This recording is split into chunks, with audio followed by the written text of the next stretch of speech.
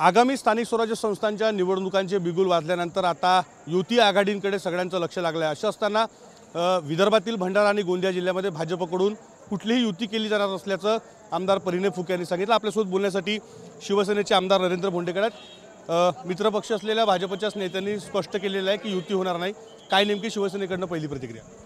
आमची तर इच्छा होती का युतीमध्ये आम्ही भंडारा गोंदियामध्ये लढावं, परंतु जे परिणय फुकेजींनी जे काही दिलेलं आहे, एक मिनिट परिणय फुकेजीने जे काही स्टेटमेंट दिलेलं आहे की बा युती होणार नाही, ते आम्हाला अंदाज होताच आणि त्याच्यामुळे आमची सुद्धा तयारी आहे।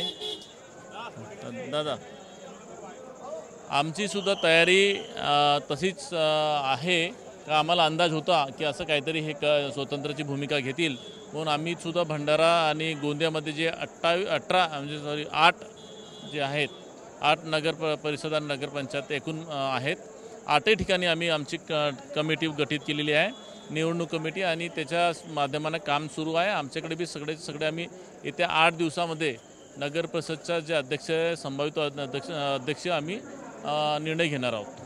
जिल्हा परिषद आणि नगरपंचायतीच्या निवडणुका ज्या आहेत ते स्वतंत्र आता शिवसेना पुन्हा लढणार आहे, म्हणजे महायुतीत बिघाडी झाल्याचं पाहायला मिळेल भंडारा जिल्ह्यात। नाही, बिघाडी नाही म्हणता येणार। आता प्रत्येक पक्ष आपला मोठा करण्यासाठी प्रयत्न करत असतात आणि कदाचित भाजपचे पण लोक आपल्या पक्षाचा मोठं करण्याचा प्रयत्न आहे, कारण त्यांना स्थानिक कार्यकर्त्यांना न्याय देण्याचं काम असतो।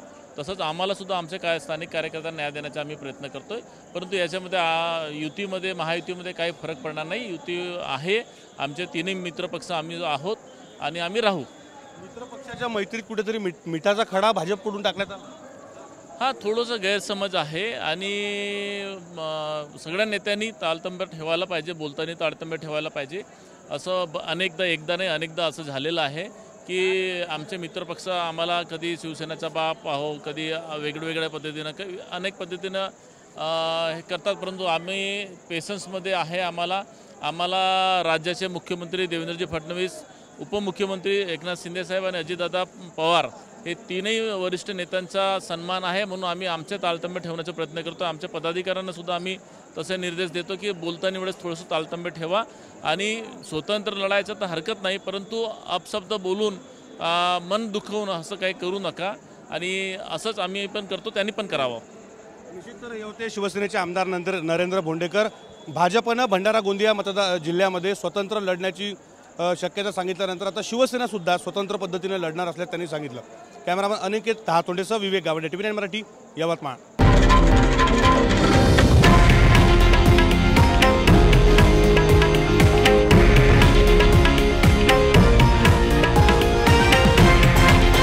हे आहे देशातील नंबर 1 न्यूज नेटवर्क आणि आपण पाहत आहात TV9 मराठी, एकमेव।